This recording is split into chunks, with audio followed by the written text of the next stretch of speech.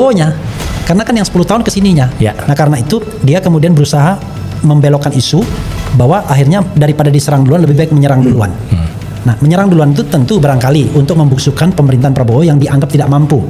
Memberikan pesan kuat kepada pemerintahan hari ini, awas, kalau Anda macam-macam, kami bisa punya kekuatan yang dahsyat. bisa digerakkan dahsyat untuk menumbangkan Anda. Maka kemudian Prabowo tidak akan pernah bergerak kecuali dia terus merekat pada kekuasaan ini. Padahal komponen society menginginkan dia lepas.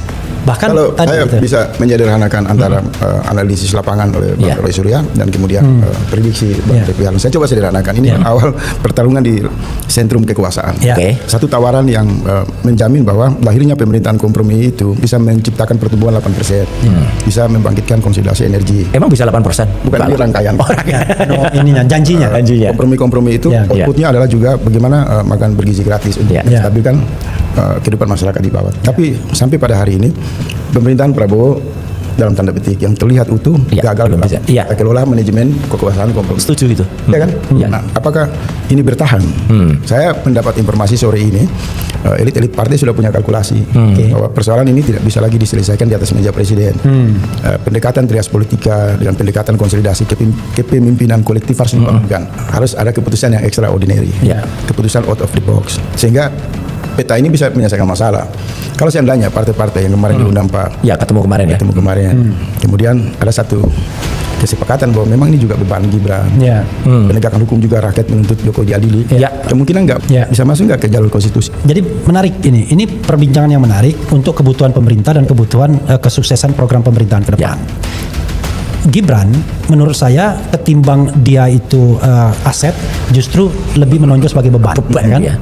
Karena dia beban, maka ya Prabowo harus menghilangkan beban ini. Cuma kan Prabowo tidak mungkin dengan subjektivitas sendiri. Ada aspirasi konstitusional purnawirawan.